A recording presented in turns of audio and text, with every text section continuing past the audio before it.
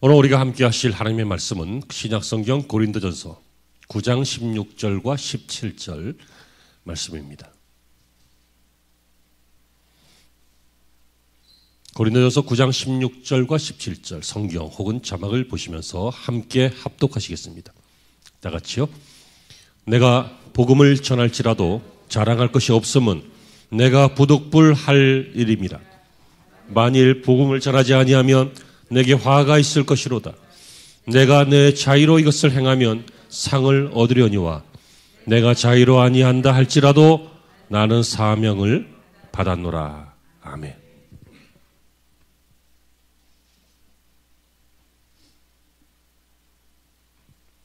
할렐루야.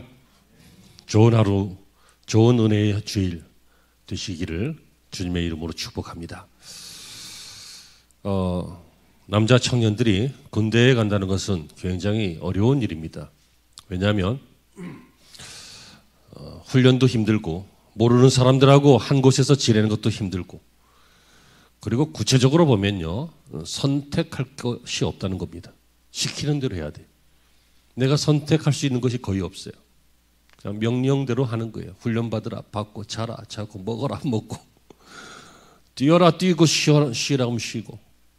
선택할 것이 없습니다. 그냥 정해진 것에 의해서 살아가야 합니다. 그러니까 얼마나 이질적이고, 집에서는 자기 마음대로 살았는데 군대 가면 얼마나 힘들겠습니까? 그런데 여러분, 자기 마음대로 하는 것이 과연 행복할까요? 모든 것들을 내가 선택하고 내 마음대로 선택하고 하는 것이 과연 좋기만 한 일일까요? 그것은 좀 부담스러운 일임을 알아야 합니다. 왜입니까? 선택에는 책임이 따르기 때문입니다. 내가 무엇인가를 선택했다라고 하는 것은 언제나 거기에 대한 책임이, 자신의 오롯한 책임이 따르고 있습니다. 그러므로 이 선택의 자유를 어떻게 사용하느냐, 그리고 그것을 어떻게 책임지느냐에 따라서 인생이 달라지게 되어 있습니다. 미국에 어떤 한 여성이 있는데요, 유로 마드리아라고 하는 여성이 있었습니다. 이 여성이요, 오하이오 주립대학 의대를 다니면서, 나중에 이제 의사가 되기 위해서 의대를 다니면서 미인 대회, 미스 USA 이런 데 나가서 입상할 정도로 지성과 미모를 겸비한, 그래서 학교에서는 굉장히 인기 있는 여학생이었습니다. 근데 어느 날 한 남자가 프로포즈를 하는 거예요. 구애를 하는 거예요. 근데 이 사람은요, 호텔 옆 그 구석에 조그마한 건물 사무실에서 사업을 하고 있었는데 가진 것도 없었고요. 대학도 다니다 말았고요. 몸도 삐쩍 마른 사람이었어요. 볼품이 별로 없었어요. 이 사람이 가서 이 유로마드리라고 하는 여인에게, 그 인기 많은 여인에게 사랑을 구애하니까 여자가 화를 내면서 쫓아버렸어요. 나를 뭘로 보고, 왜요? 자기는 지성도 있고 미모도 있고 인기 많거든. 나를 뭘로 보고 이런 거지 비슷하게 생긴 것이 와가지고 삐쩍 말라갖고 돈도 없고 전망도 없고, 나를 뭘로 보고 너 같은 사람이 나한테 프로포즈를 하느냐. 쫓아보냈어요. 싫어합니다. 이게 왜 싫어가 됐냐면 이 남자가 나중에 유명해졌기 때문이겠죠.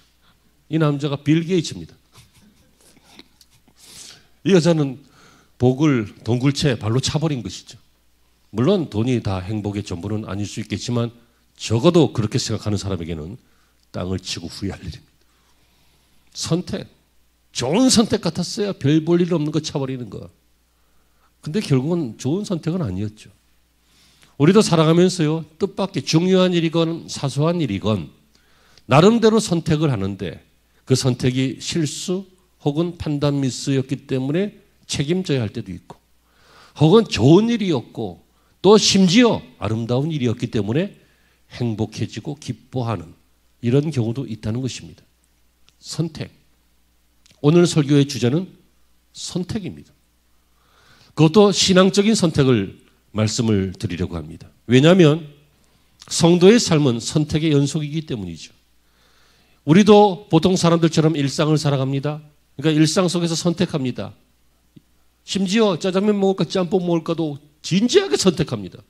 고민하면서. 그런데 우리는 그 부분만이 아니라 영적인 선택도 하기 때문입니다. 우리는 신앙의 선택을 하는 사람들입니다. 말씀과 기도의 삶을 선택하고 겸손한 삶을 선택하고 또 섬김의 삶을 선택하고 어떻게 하면 하나님이 기뻐하시는 삶을 살까 자꾸만 선택하려고 합니다. 물론 선택 자꾸 미스도 나지만 삐끗거리기도 하고 잘 못할 때도 있지만 그래도 은혜 받은 성도라면 믿음의 길을 선택하려고 애쓰고 있습니다. 하지만 우리는 많은 경우에 하나님의 뜻을 선택하기보다는 자신의 뜻을 선택할 때가 많지 않습니까? 이것이 바로 우리의 신앙과 현실 사이에서의 문제입니다. 신앙적으로 선택해야 되는 것, 신앙적으로 예배를 선택하고 신앙적으로 섬김을 선택하고 신앙적으로 기도를 선택하고 다 알죠. 말해서 뭐 하겠습니까? 그런데 그 중에 하나가 바로 전도라고 하는 문제입니다. 여러분, 전도도 신앙적인 선택입니다. 하지만요, 이 전도는 선택이에요. 하겠다라고 선택하면, 마음 먹으면, 실행하면 하는 것이고, 뭘 해, 안 해, 못해, 나중에 봐서, 뭐 이렇게 하면 안 하는 것이죠. 그래서 예전에요, 한국교회 미래를 준비하는 모임이라고 하는 모임과 여기서 갤럽에 의뢰를 해서 한국 갤럽이 공동으로 조사한 것이 있는데요. 한국교회 교인들의 신앙 실태를 굉장히 각 분야별로 조사를 했습니다. 그 중에서 전도 부분을 보면 당신은 지난 한 해 동안에 다른 사람들에게 전도한 일이 있느냐 물었더니 전도한 적이 있다라고 한 사람이 26.4%예요. 그러니까 한 25%라고 보면 4분의 1이죠. 나머지 4명 중에 3명은 전도해 본 적이 없다는 거예요, 평생. 물론 이 4분의 1 전도해 본 적이 있다라고 하는 사람들 중에도 우리처럼 봄에 행복 모임하고 가을에 행복 모임 하면서 시키니까 어쩔 수 없어서 포함된 사람들도 있을 수도 있습니다. 어쨌든 상당히 전도를 선택하는 사람들이 적다라고 하는 것을 알 수 있습니다. 여러분, 결국 이렇게 전도하지 못한 교회와 전도하지 못한 성도들, 이 교회와 성도들의 선택의 결과는 무엇입니까? 한때 1200만 명이라고까지 조금 과장된 것 같긴 하지만 그렇게 추산되어졌던 한국 교회의 성도 수는 지금 600만 정도밖에 되지 않습니다. 절반입니다. 얼마 전까지 또 700만 그러더니 코로나 지나면서 더 떨어졌습니다. 어떻게 교회가 반토막이 났습니까? 어떻게 성도 수가 반토막이 났습니까? 예전에는 인구가 더 적었습니다. 4천만이 안 될 때 1200만이었는데 지금은 뭐 4700만인데 700만입니다. 여러분, 결국 교회는 숫자가 줄고 있는 것이고 성도의 수가 줄고 있는 것이 분명합니다. 그것은 바로 우리가 신앙적인 것을 선택하지 않았기 때문이고 더더군다나 전도를 선택하지 않아서 전도를 결심하지 않아서 전도에 관심을 두지 않아서 인 줄로 믿습니다. 바울은 이런 것을 너무도 잘 알고 있었습니다. 우리가 전도하지 않으면 그 결과가 무엇인지 그것은 사망이고 그것은 하나님의 일이 망가지는 것이고 그것은 우리의 본분을 다하지 못하는 것이고 이런 것들을 알기에 오늘 본문에서 고린도 교인들에게 만일 내가 전도하지 않는다면 나는 스스로 화가 있을 것이다. 이런 표현까지 해가면서 전도에 대한 언급을 하고 있는 것입니다. 저는 오늘 여러분들에게 전도합시다라고 하는 뻔한 설교를 하려고 하는 것입니다. 하는 것이 아닙니다. 그럴 줄 알았지. 여러분, 전도는 전도합시다라고 하는 설교이긴 하지만 전도는 너무너무 아름다운 선택이라는 것입니다. 우리가 신앙으로 선택해야 될 많은 것들이 있죠. 화를 낼까 참을까 뭐 이런 거요. 졸까 깰까 뭐 이런 거 있잖아요. 이 얘기를 들으면서도 저는 사람은 정말 대단한 분이에요. 아무튼 뭐 신앙적인 선택을 막 하려고 할 때 그때 이 전도하면 이미 뭐 별로 안 하는데 뭐 교회 분위기가 원래 안 하는데 우리는 포기하거나 아예 동참하지 않기로 마음을 작정하는 전도하라고 작정했더니 전도 안 하기로 작정하는 그런 경우들이 있다는 거예요. 그래서 오늘 말씀을 통해서 저와 여러분이 온 교회가 영적인 분위기가 전도 어렵다 하지만 아름다운 선택이다. 내가 하기로 마음 먹으면 선택하면 하나님이 도우실 것이고 빠르든 늦든 될 일이고 그리고 이 일은 하나님이 기뻐하시는 일이다 라고 하는 이 전반적인 신앙이 업되어서 이 사명을 감당할 수 있는 우리 교회와 성도가 되시기를 바랍니다. 오늘 바울은 무엇이라고 말하고 있습니까? 첫째로 이 전도를 선택해야 하는 이유는 성도의 의무이다라고 말하고 있습니다. 의무. 아, 참 부담스러운 단어 나왔습니다. 의무. 책임은 다하지 않고 의무만 누린다. 권리만 누린다. 이런 말도 있잖아요. 의무. 마땅히 해야 할 일. 이런 것입니다. 16절에 보시면요. 내가 복음을 전할지라도 자랑할 것이 없다. 왜냐하면 내가 부득불 할 일이기 때문이다. 부득불.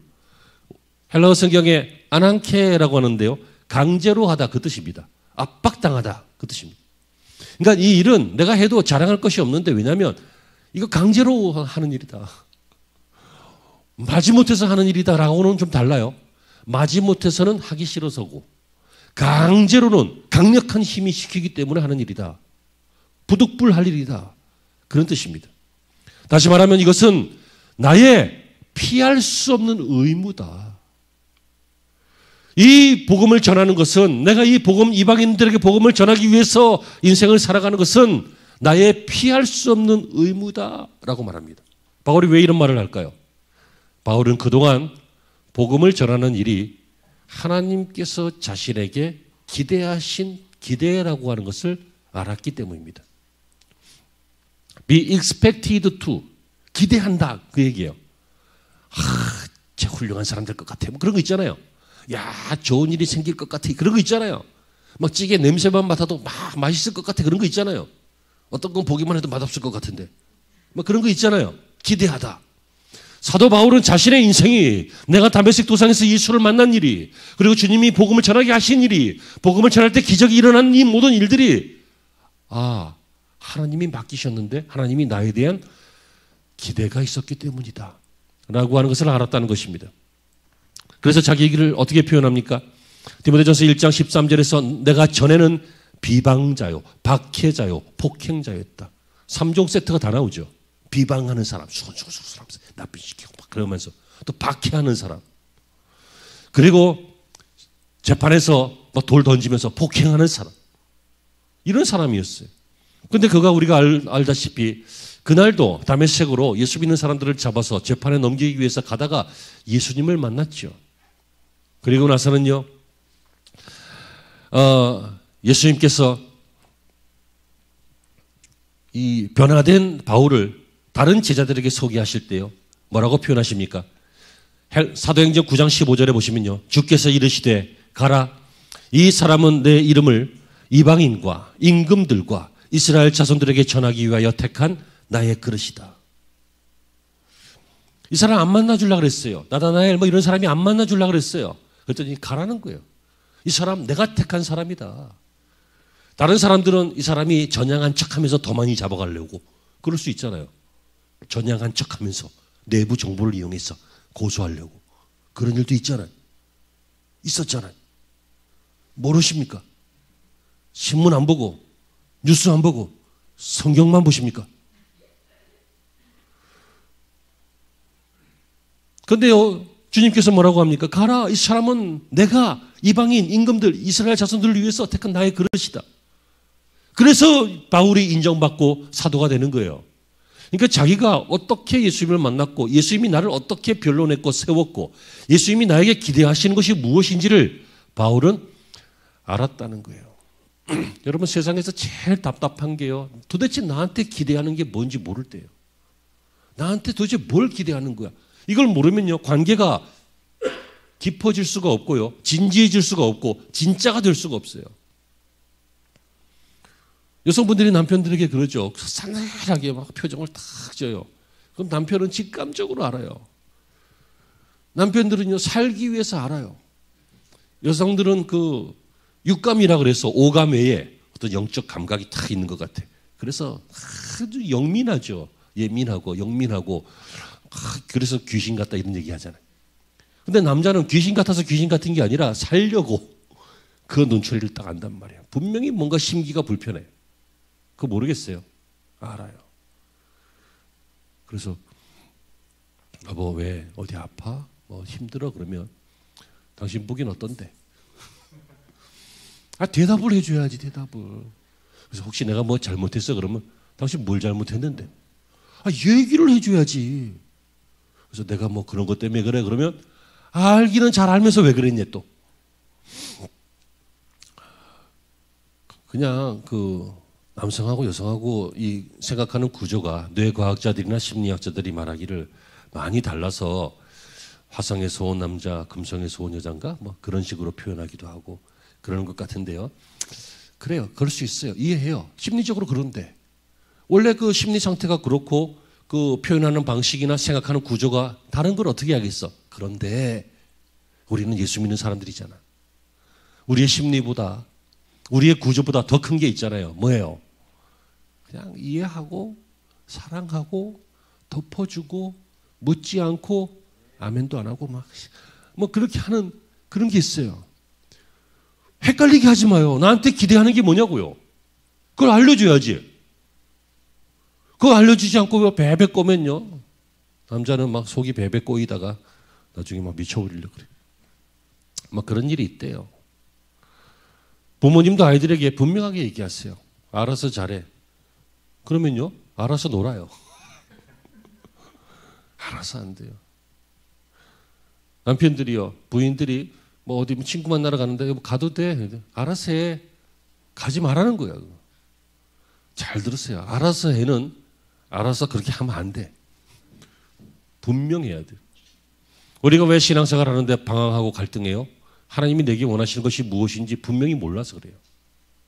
분명히 알면 하나님께서 우리에게 기대하시는 것이 무엇인지를 분명히 알면 내 인생이 어디로 가고 어떻게 가고 언제까지 가는지 분명히 알면 여러분 우리는 방황을 줄일 수 있어요. 바울은 알았어요. 바울이 미쳤다고요. 그 가말리엘의 문화생 요즘으로 이야기하면 뭐 하버드 출신 뭐 이런 거예요. 뭐 코넬대 박사학위 받은 이런 사람들이에요.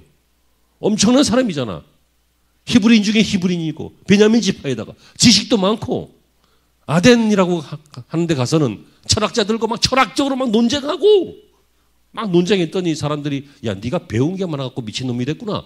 그래서 복음을 안 받아들이니까 그 다음부터는요. 복음 외에는 지식은 다 내가 분토처럼 여기겠다 하고 복음만 전하던 아주 엄청난 사람 아니에요? 예수님의 제자 중에서 베드로하고 같이 맞짱 뜰 수 있는 사람이 누가 있어요? 없어요. 근데 바울은 떠요. 베드로가 뭐라 그러니까 쓸데없는 소리 하지 말라고. 마가 저게 사람이냐? 복음 전하다가 집으로 도망간 사람. 안 써? 베드로하고 막 싸웠어요. 그래서 어떤 뉘앙스로 싸우는지는 몰라. 내가 조금 오버한 거예요. 바울은 까칠했어요. 왜요? 그럴 수 있었죠. 실력도 있고 배경도 있고 지식도 있고 다 버렸어요. 다 분토 고상한 단어죠. 표현하자면 똥이에요. 똥처럼 여러분들이 그거를 막 소중히 막 포장해가지고 막 보관하고 그런 사람이 어디 있어요? 다 버리지. 팍 하면 좀 이따가 푹 눌러갖고 콱 하고 버리지. 다 버렸다는 거예요. 자랑거리, 가문, 지식. 왜요?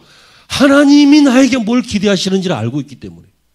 하나님이 바울에게 기대했던 것이 무엇입니까? 그것은 이방인들에게, 세상 임금들에게, 그리고 마지막에는 이스라엘 백성들에게 복음 전하는 것을 하나님이 나에게 기대하고 계신다. 이것 때문에 전도를 의무로 여겼는데, 의무, 부득불할 일, 강제적으로 할 일. 근데 마지못해서 하는 일이 아니라 하나님의 기대를 알기에, 하나님의 강력한 의지를 알기에 내가 피할 수 없는 의무다라고 하는 하나님, 이 바울의 인생이 그런 모습으로 진행이 되잖아요. 하나님께서 아브라함을 부르셨어요. 왜 부르셨어요? 아브라함을 통해서 민족을 이룰 것을 기대하신 거예요. 하나님이 요셉을 부르셨어요. 요셉을 왜 부르셨어요? 요셉을 통하여 애굽의 총리가 되게 하심으로 많은 백성들을 자기 형제들을 구원해서 많은 민족을 이룰 것을 기대하신 거예요. 예수님이 12제자를 부르셨어요. 왜 부르셨어요? 너희는 가서 모든 족속으로 제자를 삼아 아버지와 아들과 성령의 이름으로 세례를 주고 내가 너희에게 가르쳐 지키게 한 모든 것들을, 내가 너희에게 분부한 모든 것들을 가르쳐 지키게 하라. 이것을 기대하신 거예요.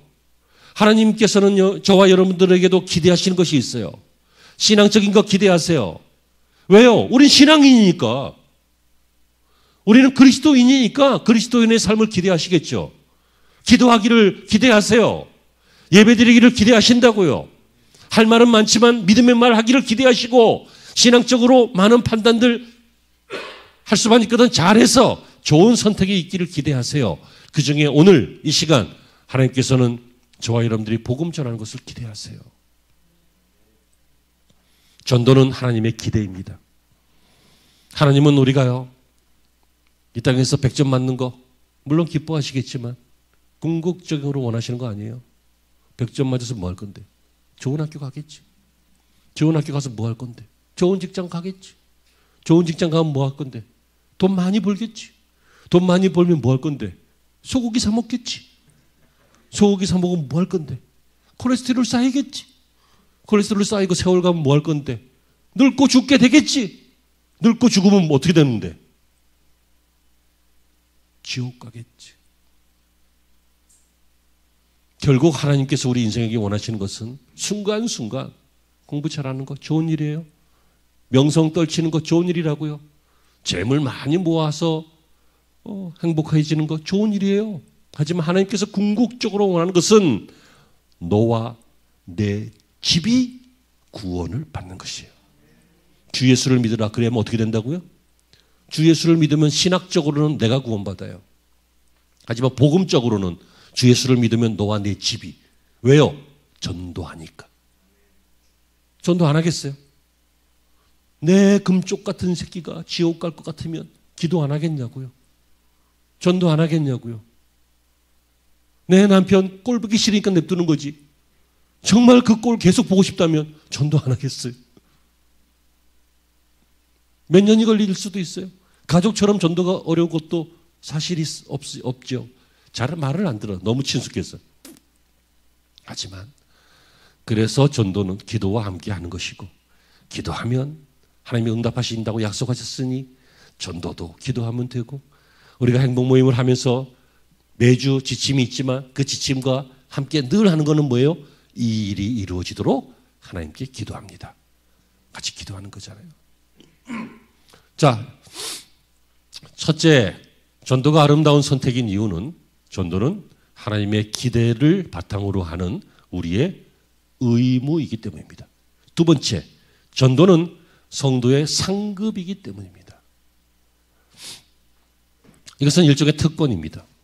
17절에 내가 내 자의로 이것을 행하면 상을 얻으려니와. 여러분, 상을 얻는다. 그리고 내가 자의로 아니한다 할지라도 나는 사명을 받았노라. 여러분, 부득불 행할 의무라고만 여기면 참 힘들어요. 여러분, 의무만 강조하면 쉽게 지치잖아요. 재미도 없잖아요. 이게 당신 의무야. 반드시 해야 돼. 그럼 막 부담감도 있고 그렇잖아요. 그런데 사도 바울은 의무이지만 동시에 의무이기도 하고 나의 특권이다. 아무나 하는 일 아니다. 나의 특권이다. 나의 상급이다. 라고 하는 마음으로 자원하는 마음으로 했습니다. 여러분, 그가 무엇 때문에 이렇게 자원한 것입니까? 그것은 상급 때문입니다. 고린도전서 9장 17절에 내가 내 자의로 이것을 행하면 상을 얻으려니와. 그러니까 내가 자의로 내가 기쁜 마음으로 자원하는 마음으로 하면 상급이 있다. 무엇이요? 복음 전하는 것이. 여러분, 그렇습니다. 복음을 전하는 것은 하나님이 약속하신 상급이 있습니다. 다니엘 10세에 많은 사람들을 옳은 대로 돌아오게 한 이는 하늘의 궁창처럼 빛나게 될 것이다. 궁창에 빛나는 별처럼 될 것이다. 여러분, 많은 사람들을 옳은 대로 돌아오게 하는 것이 무엇이에요? 복음 전하는 것이죠. 이 사람은 어떻게 된다고요? 궁창에 빛나는 별과 같은 인생이 된다는 거예요. 상급이 있다는 거예요. 아멘이 되시기를 바랍니다. 여러분, 상급이 있습니다. 복음 전하면 상급이 있습니다. 그 사람 자체도 상급입니다. 그리고 하나님이 주시는 특별한 상도 있습니다. 위로도 있고 격려도 있고 축복도 있습니다. 그런데요, 그보다 더 중요한 게 하나 있는데 전도 그 자체가 상급입니다. 좀 이상한 말이죠. 전도하는 것이 쉽지 않은데 어떻게 그게 상급이에요? 전도하는 거 5주 동안 목사님 말씀대로 그대로 하려면 돈도 들고 시간도 들고 정성도 들고 한 4주차 가면 선물도 줘야 되잖아. 3주차 가면. 4주차 가면 밥도 먹어야 그 식탁도 마련해야 되잖아요. 야, 이거 부담스러운데 이게 뭔 상급이에요? 잘 생각해 보십시오. 여러분, 전도는 아무나 할 수 있는 것이 아니라 자원하는 마음이 있고 의무라는 것을 알고 있고 그러나 하나님의 기대라는 것도 알고 있고 상급이 있다는 것도 알고 있는 사람이 하는 거잖아요. 그러면 그것을 알고 있는 그 사람은 보통 사람이 아닌 거잖아. 이 사람 자체가 하나님이 기뻐하시는 사람이고 하나님이 기뻐하는 일을 하려고 하고 있고 하나님이 기뻐할 일의 결과를 내다보고 있는 사람이고 그렇죠? 그 사람 자체가 축복의 사람이 되는 거예요. 그러므로 전도하려고 하는 그 사람은 그리고 전도하고 있는 그 사람은 그 사람 자체가 뭐 모자랄 수도 있어요. 실수할 수도 있어요. 집에 가면 부부싸움 여전히 할 수도 있어요. 학교 생활 잘 못할 수도 있어요. 하지만 복음을 전하려고 하는 그 삶의 목표를 가진 그 사람은 그 사람 자체가 축복의 사람이고 두 번째 이유는 그 사람의 인생에 기적이 나타나기 때문입니다. 여러분 사도행전을 보면요. 증거가 나오죠. 사도행전에 막 죽은 자가 일어나고 병자가 떠나가고 병이 떠나가고 그죠? 귀신이 떠나가고 이런 일들이 생겨나는데 언제 생겨나요? 자, 신사와 숙녀 여러분 지금부터 마술을 보여드리겠습니다. 하고 막 안진병이 일으키고 그랬어요? 이런 마술이 아니에요. 매직이 아니라고요. 이것은 미라클이에요. 미라클. 미라클은 하나님이 하신 일이에요. 하나님의 일. 이것은 우리의 기준으로 보면 초자연적인 일이잖아요. 그러니까 이것이 기적인 것이죠. 근데 이 기적이 언제 일어났어요? 복음 전할 때 일어났어요. 그냥 자랑거리로 일어난 거 아니라고요. 그냥 보여주려고 쇼하려고 매직 쇼하려고 그런 일이 생긴 게 아니라 잘 보세요. 이 일 때문에 예수 믿게 되었고 이 일 때문에 마귀가 떠나갔고 이 일 때문에 새 인생이 되었고 복음 전하기 위해서 기적이 일어난 거예요. 여러분 기적이 언제 일어나요? 복음 전할 때 일어난다고요. 그러니까 복음 전하는 사람 그 자체가 이미 축복의 사람인 상급이고 그리고 복음을 전할 때 능력이 생기고 기적이 일어나고 그 능력의 주인공이 되고 바로 이런 것이 상급이죠. 바울은 복음을 전하면서 내게 주실 상급이 있을 것이다. 이것도 알았지만 내가 달려갈 길을 다 마치고 나면 주께서 예비하신 상급이 있다. 이것도 알았지만 내가 이 일을 해가면서 순간순간 느끼는 주님의 도우심 순간순간 보게 되는 어떤 기적들 귀신들이 떠나가고 정의가 믿음이 복음이 승리하는 것들 이런 걸 막 체험하면서 야, 이 자체가 축복이다. 이 자체가 영적인 즐거움이다. 이 자체가 신앙생활의 진수다. 라고 하는 것을 바울은 알았다는 거예요. 우리 성도들이 알기를 바랍니다. 막 가다가 횡단보도 빨간불인데 잘못 보고 확 가다가 죽을 뻔했어. 근데 안 죽었어. 어우, 하나님이 보호하셨다. 맞아요. 하나님이 보호하셨어요. 기적이야, 기적. 우리 일상생활 속에 이런 사소한 기적이 있을 수 있어요. 짜장면이 너무 먹고 싶었는데 예배 끝나고 집에 가는 길에 집사님이 짜장면 먹으러 가자고 하네. 뭐 그런 일들 세상에서는 우연이라고 하지만 우리는 하나님의 섭리라고 하고 기적 같은 일이라고 할 수 있어요. 근데 여러분 돈이 막 너무 필요했어. 이번 달에 빵꾸가 나가지고 이번 달에 막 563만 5,625원을 메꿔야 돼. 근데 5,635만 너 이제 먹었다. 뭐 2원까지 10원까지 딱 맞춰갖고 돈이 탁 마련돼. 막 기적이죠. 그런 일들 있으면 하나님의 기적을 체험해요. 근데 여러분 언제까지 여러분들을 돌보는 기적만 기적이라고 얘기할래요? 사실 감기에서 낫는 것도 기적이에요. 기적이 뭐라고 그랬어요? 미라클? 하나님이 하시는 일. 그렇죠? 하나님이 우리 몸을 그렇게 지으셨다고요. 우리 몸을 운영하신다고요. 모든 것들이 기적이죠, 사실은. 그런데 우리를 도우시는 기적 필요하지만 그것만 하는 것이 아니라 우리가 하나님의 일을 하면서 나타나는 기적. 복음을 전할 때 나타나는 기적. 이 기쁨, 이 상급을 여러분들도 되찾기를 바랍니다. 그래서 두 번째, 전도가 아름다운 선택인 이유는 전도 그 자체가 특권이기 때문이고 상급이 있기 때문이다 라고 말씀을 드렸고 마지막으로 세 번째는요. 전도는 사명이라는 것입니다. 미션, 사명. 사명이 무엇입니까? 우리가 이 땅에 보내졌는데 보내진 목적이 있기 때문에 그 목적을 마치고 이루고 완성하는 것. 그게 사명이죠. 근데 그걸 안 하고 죽으면 사명, 미션 실패죠. 17절에 내가 내 자의로 이것을 행하며 상을 얻으려니와 내가 자의로 아니한다 할지라도 나는 사명을 받았노라. 살다 보면 이 일 못할 수 있어요. 이 일이 더뎌질 수도 있어요. 이 일에 방해를 받을 수도 있어요. 그래서 하기는 해야 되는데 할 수는 없는데 할 수 없다고 안 할 수는 없고 헷갈리지. 그래서 하는데 어떨 때는 막 일이 안 돼서 못하지만 그래도 일을 하는데 어떨 때는 일이 하기 싫어서 안 하고 싶어서 하지만 그래도 해야 되니까 하는데 이런 거. 여러분 세상의 일들을 하기 싫으면 하다가 관두면 돼요. 못하겠으면 안 하면 돼요. 불가능하면 포기하면 돼요. 불가능한데 어떻게 할 거야? 하기 싫은데 어떻게 할 거냐고요. 근데 이건 그럴 수 없잖아요. 바울은 뭐라 그래요? 사명을 받았노라. 우리가 전도해야 될 일은요, 하기 싫을 수도 있어요. 못할 수도 있어요. 안 될 수도 있어요. 불가능해 보일 수도 있어요. 그래도 한다는 이유는 사명이기 때문이라는 거예요. 막 예배하기 싫을 수 있어요. 예배 시간에 막 불쾌해질 수 있어요. 집에 가고 싶을 수도 있어요. 그렇다고 막 내 마음대로 막 집에 가버리면 안 돼요. 왜요? 사명을 받았기 때문에. 헌금을 드리려면 막 이번 달에도 쪼달린데 막 마음이 괴롭고 힘들 수 있어요. 그래도 하나님 앞에 약정을 드리고 소득의 일부를 드리고 감사의 제목을 드리는 것은 예배자의 사명이기 때문에 드리는 것이잖아요. 여러분 저 사람이 나보다 잘난 게 뭐 있다고 저렇게 할 말이 많은 거야. 저 사람이 뭔데 도대체 나를 이겨먹겠다고 저러는 거야. 내가 너보다 배워도 더 배웠고 내가 너보다 나이 많아도 더 많았고 내가 너보다 신앙생활을 해서도 더 했는데 어디 번데기 앞에서 주름을 잡고 포크레인 앞에서 삽질을 하면서 뭐 그렇게 까부는 거야. 세상 같았으면 그냥 박살이 나지. 근데 그건 세상이고 그럼에도 불구하고 인내해주고 참아주고 좀 이렇게 말이 안 나온다 이제. 할 수 있는 그런 것들. 왜 그래요? 주님이 맡기신 사명이기 때문에 그래요. 여러분의 자녀는 여러분들에게 무슨 의미입니까? 나 닮은 내 새끼입니까? 사명입니다.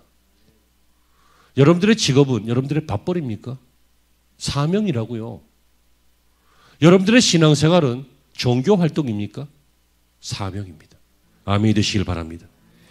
그래서 하나님께서 바울에게 이것을 내가 자의로 아니한다 할지라도, 다시 말하면 억지로 한다 할지라도 사명 때문이다. 이렇게 표현했어요. 저는 정말 공감하는 말씀입니다. 여러분 목사는 목회를 항상 즐겁게 할 것 같죠? 아닙니다. 억지로 할 때도 있습니다.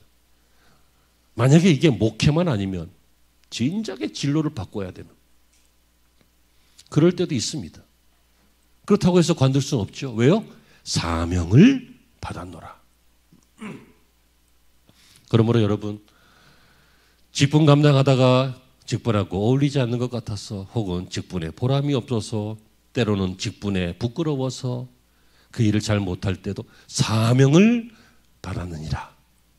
기억하시길 바랍니다. 어떨 때는 일이 막 즐거운데 어떨 때는 일이 막 짜증이 나는 거예요. 하기가 싫은 거예요. 나 아니라도 할 사람이 있을 것 같은 거예요. 손 놓고 싶어요. 그럴지라도 기억하시라고요. 뭘요? 사명을 받았느니라. 우리가 전도하는 거 이것뿐만 아니라 다른 모든 영역도 마찬가지입니다. 신앙의 영역에서 우리가 이 일을 끝까지 완수해야 될 중요한 이유는 미션, 사명을 받았기 때문입니다. 사랑하는 성도 여러분, 이제 말씀을 맺으려고 합니다.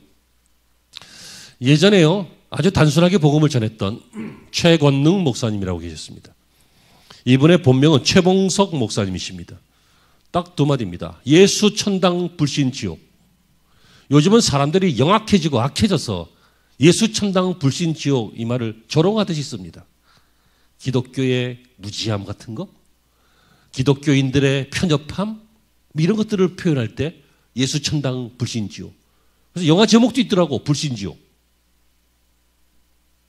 근데 여러분, 이 최권능 목사님, 최봉성 목사님이 활약하시던 당시에는요, 얼마나 권세 있는 말씀인지 몰랐습니다.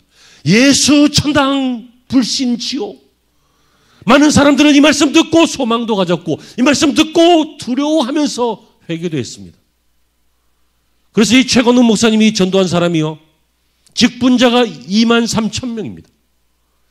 최건욱 목사님에게 복음을 듣고 예수 믿고 직분자 된 사람이 23,000명, 목사가 320명, 세워진 교회가 75군데. 정말 놀라운 일 아닙니까? 그런데 이런 생각 한번 해보세요. 이분은 어떻게 예수 믿게 되었을까? 이분을 전도한 사람이 있는데 한의사였던 백유계라고 하는 분입니다. 이분이 이 사람을 전도했습니다. 이 최건능 목사님이 목사가 되기 전에, 하나님 알기 전에 공금 3만 냥 정도를 횡령해서 감옥에 갇혔습니다. 근데 이 한의사 백유계 이분이 그에게 복음을 전해서 그는 예수님을 믿게 되었고, 훗날 복음 전도자가 되었고요.